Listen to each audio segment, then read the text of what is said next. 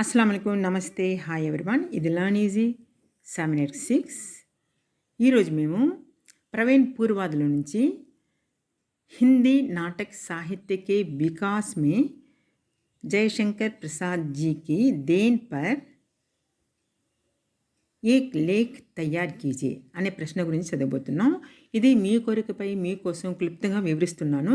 కానీ ఈ ప్రశ్న 15 మార్కులు కాగా మీరు రాయాలి. అలాంటప్పుడు మీరు క్లుప్తంగా రాస్తే మీకు మార్కులు తగ్గిపోతాయి. కాబట్టి నేను మీకు సంతృప్తి పరచడానికి కొన్ని ముఖ్యమైన విషయాలు అతని గురించి నేను రాసి ఉన్నాను. ఇది చదవండి. ఇది కాక గైడ్లో ఉన్న కొన్ని సెంటెన్సెస్ అంటే విషయాలు ఇతని గురించి అది కూడా చేర్చి రాయండి. అప్పుడే మీకు 15 మార్కులు వస్తాయి, లేకుంటే మీకు మార్కులు తగ్గిపోతాయి. కాబట్టి రండి చదివి తెలుసుకుందాం. దానికంటే ముందు ఒక చిన్న కోరిక, ఎవరైతే నా ఛానల్ను ఇంతవరకు సబ్స్క్రైబ్ చేయకున్నారో సబ్స్క్రైబ్ చేసుకోండి. మీకు నా వీడియోస్ ముందుగా దొరుకుతాయి. మీరు ముందుగా చూసిన వారు అవుతారు. మీ స్నేహితులతో బంధువులతో షేర్ చేయండి. Share, like, comment and subscribe. మీ అభిప్రాయాలు కూడా తెలపండి కమెంట్స్ బాక్స్లో. నా బెల్ ఐకాన్ నొక్కడం మరవబాకండి. ఇక రండి జయశంకర్ ప్రసాద్ గారి గురించి చదివి తెలుసుకుందాం. ప్రశ్న మీకు చదివాను కదా. హిందీ నాటక సాహిత్య के विकास में జయశంకర్ ప్రసాద్ జీకి దేన్ పర్ ఏక్ లేఖ తయారు కీజే అంటే అతని గురించి ఒక రాయండి. అంటే సాహిత్యపరంగా అతని యొక్క స్థానం ఏంటి దాని గురించి మీరు తెలియపరచాలి. ముందుగా మేము ఎప్పుడు ఏం రాసినా కానీ కవి రచయిత గురించి కొన్ని ముఖ్యమైన విషయాలు అతని జీవితం గురించి కూడా మేము రాయక తప్పదు. కాబట్టి ప్రసాద్ జీకా పరిచయం, అతని యొక్క పరిచయం. జన్మం 30 జనవరి 1879, జనవరి 30వ తేదీ 1889లో జన్మించారు. జన్మస్థానం ఏంటంటే కాశీ, వారణాసి, ఉత్తరప్రదేశ్లో జన్మించారు. అతని యొక్క భార్య పేరు కమలాదేవి, అతని యొక్క తండ్రి పేరు పత్ని కమలాదేవి, పితాకనా బాబు దేవి ప్రసాద్ జీ. మృత్యు మరణం 1937 నవంబర్ 15, 1937 నవంబర్ 15వ తేదీ ఇతను మరణించారు. ఇంకా ముఖ్యమైన కొన్ని విషయాలు మీకోసం నేను రాసి ఉన్నాను, అది కూడా చూసుకుందాం.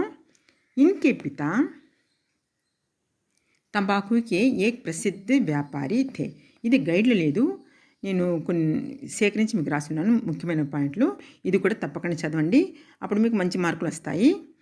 అతని తండ్రి బాబు దేవి ప్రసాద్ జీ పొగాకు వ్యాపారిస్తుడు. ఇన్కి బాల్యావస్థ అంటే చిన్న వయసులో में ही पिता की अचानक मृत्यु होने से ज़्यादा शिक्षा घर पर ही हुई. ఇతని యొక్క తండ్రి అకస్మాత్తుగా మరణించడం వల్ల ఇతని యొక్క చదువు అంతా వీటిలోనే జరిగిందనమాట. అంటే పాఠశాలకు పోలేదు, అంటే స్కూల్కి పోలేదనమాట, చదువు ఇంట్లోనే చదివారనమాట. అది ఏం చదివారనేది ఇప్పుడు చూసుకుందాం. ఘర్ పర్ హీ ఇన్హోనే హిందీ, సంస్కృత్, ఉర్దూ, అంగ్రేజీ, ఫార్సీ భాషాओं का गहन अध्ययन किया. ఇన్ని భాషలు ఇతను ఇంట్లో ఉండి కూడా నేర్చుకున్నారు. హిందీ, సంస్కృతం, ఉర్దూ, అంగ్రేజీ, ఇంగ్లీష్ అన్నీ చదువుకున్నారు, నేర్చుకున్నారు. ఇన్ని భాషలు ఇతని బహుముఖ మల్టీలింగ్విస్టిక్ అలాంటి వ్యక్తి ఇతను. ఇన్హోనే ఉపన్యాస్, నావల్ అనమాట, నాటక్, డ్రామా, कहानी, स्टोरी, निबंध, एस्से इत्यादि साहित्यिक क्षेत्र में अपना योगदान दिया. ఇన్ని రాశారనమాట. ఉపన్యాసాలు రాశారు, కథలు రాశారు, ఎస్సేలు రాశారు, తర్వాత డ్రామా రాశారు. అన్ని విధాలమైన సాహిత్యపరమైన ఎన్నెన్ని ఇది ఉన్నాయో అన్నీ రాశారనమాట. అందుకు ఇతను కవి కూడా రచయిత కూడా, 2 బిరుదులు ఇతనికి ఉన్నాయన్నమాట. ఇతను రాసిన కొన్ని ముఖ్యమైన రచనలు చూసుకుందాం. ముఖ్య రచనాయే కామ్యాని, झरना, आंसू, लहर आदि కావ్య కృతియా హై అంటే కవితలు. చంద్రగుప్త్ పెద్ద పోయం అనమాట, ఇది లాంగ్ పోయం కామ్యాని. చంద్రగుప్త్, స్కందగుప్త్, ధ్రువస్వామిని ఆది నాటక్. ఇవన్నీ ముఖ్యమైన, చాలా ముఖ్యమైన, ఇంకా చాలా రాసి ఉన్నారు. దాంట్లో చాలా ముఖ్యమైనవి ఏంటంటే ఈ 3 అనమాట నాటకాలు. తర్వాత కంకాల్, తిత్లీ ఆది ఉపన్యాస్ नावल्स अनమాట. और అనేక कहानियाँ लिखी हैं. ఎన్నో కథలు కూడా రాశారు. हिंदी के नाटक साहित्य के लिए जयशंकर प्रसाद जी की देन అవస్మరణీయ है. ఇతను ఈ సాహిత్యపరమైన జగత్తులో ఇతని యొక్క ఇది యోగదానం చాలా మరవలేనిదనమాట. ఎప్పుడు అమరం అలాంటిది ఇది. ఇక గైడ్ కూడా చదివి తెలుసుకుందాం రండి. प्रश्न చదవక్కర్లేదు, మేము చదివేసాం కదా, అదే అనమాట ఇది. हिंदी नाटक साहित्य और रंगमंच का विकास भारत हिंद के समय में हुआ. అంటే నాటకాలు రాసేది భారత సమయంలో నుంచి ఉందన్నమాట. भारत हिंद और उनकी मंडली के सदस्यों ने नाटक लिखे. ఇతను అంటే భారత హిందూ అతని యొక్క సదస్సులు, మండలి యొక్క సదస్సులు కథలు రాశారనమాట. అంటే నాటకాలు రాసేవారనమాట.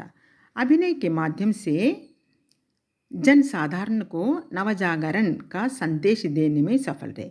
ఈ వీళ్ళు నాటకాలు రాసి భారత హిందూ మండలి యొక్క సదస్సులు అభినయం చేసి అంటే నటించి మనుషులలో ఇది పరివర్తనం, నవ చైతన్యం, జాగృతి తీసుకురావడానికి ప్రయత్నించారనమాట. దాంట్లో సఫలమయ్యారు. हिंदी में नाटक साहित्य के अभाव के कुछ प्रमुख कारण थे. కానీ హిందీలో నాటకాలు చాలా ప్రబలంగా కాలేదు. దానికి చాలా ముఖ్యమైన కారణాలు ఉన్నాయన్నమాట. అదేంటంటే మొఘల్ కాల్ మే రాజనైతిక్ అశాంతి కే కారణ్ మనోరంజక్ సాహిత్యక నిర్మాణ్ కఠిన్ థా. మొఘల్ కాలం అంటే మొఘల్ సామ్రాజ్యం ఉండింది కదా, అప్పుడు రాజనీతి పరంగా అశాంతి ఉండింది అనమాట. అలాంటప్పుడు మనోరంజకరమైన నాటకాలు రాసి దాన్ని అభినయం చేయడం చాలా కష్టంగా ఉండింది అనమాట. అందుకని హిందీ నాటకాలు చాలా పేరు ప్రఖ్యాతి పొందలేదు. దూసరే హిందీ నాటకం కా అప్నా రంగమంచ్ నథ. అందుకని అలా హిందీ నాటకానికి ఒక రంగమంచే లేదనమాట, प्लेटफॉर्म లేదు. बंगला नाटकों में रविंद्रनाथ ठाकुर का चित्रांगदा, द्विजेंद्र लाल राय के नाटक शाहजहां, दुर्गादास आदि मशहूर थे. ఈ నాటకాలు అప్పుడు చాలా ఇదనమాట ఫేమస్గా ఉండింది, చాలా ప్రబలంగా ఉండేది. ఏంటంటే ఒకటి ఏంటంటే చిత్రాంగద రవీంద్రనాథ్ యొక్క, తర్వాత ద్విజేంద్ర లాల్ యొక్క షాజహాన్, దుర్గాదాస్, ఇవి చాలా ముఖ్యంగా ఫేమస్గా ఉంటాయి అన్నమాట.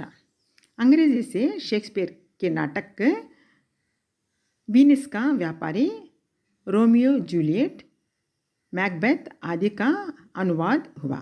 ఈ షేక్స్పియర్ 3 నాటకాలు కూడా దాన్ని ట్రాన్స్లేషన్ కూడా జరిగింది, అనువాదం చేసి నాటకాలు వేసారు అనమాట. దాంట్లో వీనస్ కా వ్యాపారి, రోమియో జూలియట్, मैकबेथ. తర్వాత संस्कृत से अनुदिन नाटकों में मेघदूत, मृच्छकटिका, मालरी माधव आदि उल्लेखनीय है. ఇవి కొన్ని సంస్కృతం యొక్క నాటకాలు అన్నమాట. అవి కూడా చాలా ప్రబలంగా ఉండేదన్నమాట. తర్వాత హిందీ నాటకం में जन्मदाता होने का श्रेय भारतेंद्र हरिश्चंद्र को ही है. జన్మదాత, నాటకాలకు జన్మదాత అని పేరు ముఖ్యంగా ఇతనికి వస్తుందన్నమాట. ఎవరికి? భారతేంద్ర హరిశ్చంద్రకి. ఉనికి నాటకం में సత్య హరిశ్చంద్ర, అతని యొక్క నాటకాలు ముఖ్యమైనవి ఏంటంటే సత్య హరిశ్చంద్ర, భారత్ దుర్దశ, అంధేర్ నగరి, చంద్రావళి ప్రముఖత. ఇవి చాలా ముఖ్యమైనవి. మైథిలి శరణ్ గుప్త్ ने बंगला से తిల్లొమ్మ కా అనువాద్ కియా. మైథిలి శరణ్ గుప్త్ గారు బంగ్లా నుంచి తీసుకున్న ఈ నాటకాన్ని ట్రాన్స్లేషన్ చేశారనమాట. ఇక జయశంకర్ ప్రసాద్ గారి ముఖ్యమైన విషయాలు ఇప్పుడు చదివిపోతున్నాం. रंगमंच विधान के क्षेत्र में योगांतकारी परिवर्तन लाने का श्रेय जयशंकर ప్రసాద్ జీకో హే. అంటే ఈ రంగమంచంలో, నాటకాల రంగమంచంలో యుగాంతరకరమైన పరివర్తన రావడానికి ముఖ్య పేరు ఎవరికి వస్తుందంటే ఇతనికి అనమాట. ఇతనికి ఆ పేరు వస్తుంది. జన్మేజయ్ ఇతను రాసిన ముఖ్యమైన నాటకాలు. జన్మేజయ్కి సమయ సే लेकर उनके ऐतिहासिक नाटक हर्षवर्धन के समय तक आते हैं. ఈ ఇతని సమయంలో నుంచి జన్మేజయ యొక్క సమయంలో నుంచి హర్షవర్ధన్ యొక్క సమయం వరకు చారిత్రకరమైన నాటకాలు ఎన్నో రాశారన్నమాట. ఎవరు? జయశంకర్ ప్రసాద్. సభి ఐతిహాసిక్ వ్యక్తిత్వ అన్నీ చరిత్రకరమైనవి, హిస్టారికల్. జన్మేజయ్, అజాతశత్రు చూడండి, ఇవన్నీ రాసిన అతను జయశంకర్ గారు రాసిన నాటకాలు అన్నమాట. జన్మేజయ్, అజాతశత్రు, చాణక్య, चंद्रगुप्त, स्कंदगुप्त, हर्षवर्धन तथा पुलिकेशन प्रसाद जी के नाटकों में देखने को मिलते हैं. చాలా గొప్ప అన్నమాట, ఉల్లేఖనీయమైనవి అంటే చాలా పేరు పొందిన నాటకాలు అన్నమాట అవి. स्कंदगुप्त और चंद्रगुप्त उनके अत्यंत गंभीर और परिपक्व नाटक है. ఇవి చాలా అన్నిట్లో ఇవి చాలా ఫేమస్ అన్నమాట. స్కందగుప్త్, చంద్రగుప్త్ చాలా గంభీరకరమైనవి, చారిత్రకరమైనవి కానీ చాలా గంభీరకరమైనవి కూడా. जिनमें రాష్ట్రీయ భావధార స్పష్ట రూప్ సే అంకిత్ హై. దాంట్లో రాష్ట్రీయ భావం అంటే దేశభక్తి గురించి చాలా స్పష్టంగా వ్యక్తపరిచి ఉందన్నమాట ఆ నాటకాల్లో. ప్రసాద్ కే నాటకో మే ప్రాచీన యుగ్ కా పరివేష్ మధురిమ భావన కే సాత్ సాకార్ హోడతాయి. అదే కాకుండా ఇందులో ప్యాట్రియాటిజం ఉంది, అది కాకుండా ట్రెడిషనల్ సంస్కృతం ఉంది కదా, అంటే మన సంస్కృతి, మన కల్చర్ కూడా దాంట్లో కూడా అన్ని విధాలు మంచి దాని యొక్క మధురిమ ఇతని యొక్క నాటకాలు అన్నమాట. ప్రాచీన కాలం యొక్క సంస్కృతి, ట్రెడిషన్ యొక్క మధురిమ ఇతని యొక్క నాటకాల్లో స్పష్టపడుతుంది అన్నమాట, తెలియవస్తుంది. శుద్ధ సాహిత్య నాటక్కే జన్మదాత థే. ఇతనికి ఒక పేరు ఏంటంటే శుద్ధ సాహిత్య, అంటే దాంట్లో ఏ తప్పు లేకుండా చాలా పర్ఫెక్ట్ సైంటిస్ట్ లిటరేచర్ అనే పేరు ఇతనికి వచ్చిందనమాట. ఇతని యొక్క నాటకాలకు చాలా స్పష్టంగా చాలా అద్భుతంగా రాస్తారనమాట, దాంట్లో లోపం అంటూ ఉండదు. हिंदी के नाटक साहित्य के लिए जयशंकर प्रसाद जी की देन అవిస్మరణీయ హై, మరవలే అనమాట, ఎప్పుడూ మరవలే. అలాంటిది ఇతను ఇచ్చిన సాహిత్యపరమైన నాటకాలు, కవితలు, ఇది ఉపన్యాసాలు ఎప్పుడూ పాఠకులు మరవటానికి వీలుండదు, అలాంటిది అనమాట. ఇది జయశంకర్ ప్రసాద్ గారి హిందీ నాటక సాహిత్యకే विकास में जयशंकर प्रसाद जी की देन पर एक లేఖ తయారు కీజే అనే ప్రశ్న యొక్క జవాబు. మీకు నేను చెప్పిన తీరు సంతృప్తిగా ఉంటే నా ఛానల్ సబ్స్క్రైబ్ చేయడం మరవబాకండి. Like, share, comment and subscribe. ఇంకా నెక్స్ట్ వీడియో వరకు మీ శ్రద్ధ తీసుకోండి, నాకు కూడా సెలవు ఇవ్వండి. Thank you. Bye bye. జై హింద్. అల్లా హాఫీజ్.